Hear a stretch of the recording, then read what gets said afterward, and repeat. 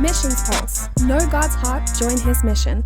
What about you personally? I mean, why are you such an advocate or spokesperson? Have you had personal interaction in this? Have you ever taken children in the foster care system into your home? Sure. There's lots of ways into this. So let me tell you first of all. So my mother was born in India into a mixed race family. So her father was a white Brit, her mother was an Indian. And they got married, they had 3 children, and then my grandfather died in the war fighting Rommel in El Alamein, defending the cause of liberty and justice in the Second World War, right? Really heroic. He won the second highest military award you can win for laying down his life to protect his troops. So when he died in the war, his children were deemed unacceptable by the wider family because they were mixed race. There were horrible words used in those days. He used to talk about people being half caste.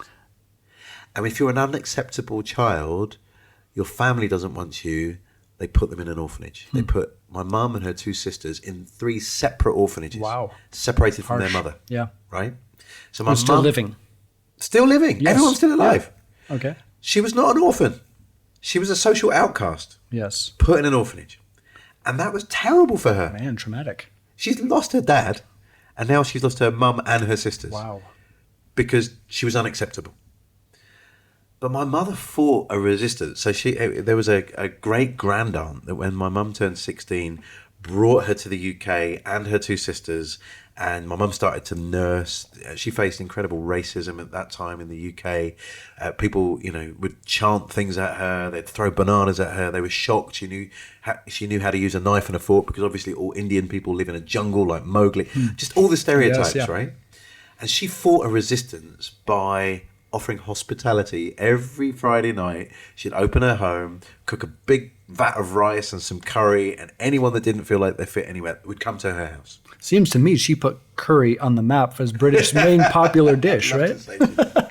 So that was my experience as a child growing up. Yes, okay. Of hospitality. I see. People coming in and out of your home at all times? Kindness, openness, generosity. Doesn't matter what race you are. My mother was modeling something amazing.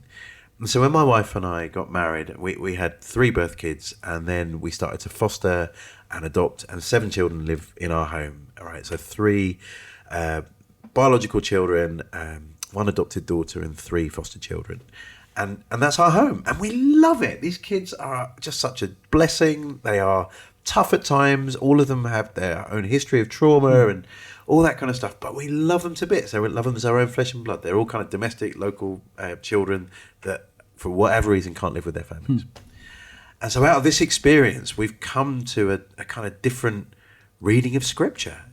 I'm those bits that I managed to ignore for most of my adult life are now jumping off the page as God talks about welcoming the lonely, feeding the hungry, being a stranger and being welcomed in, our adoption into God's family. All of that is buzzing, and it's just beautiful.